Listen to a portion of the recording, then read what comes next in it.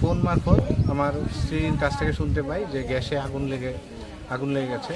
তারপরে ছুটে এসে দেখলাম যে সিলিন্ডার এবং রেগুলেটর যে সংযোগস্থলটা, ওই রেগুলেটরটার মধ্যে পুরো আগুন ধরে গেছে।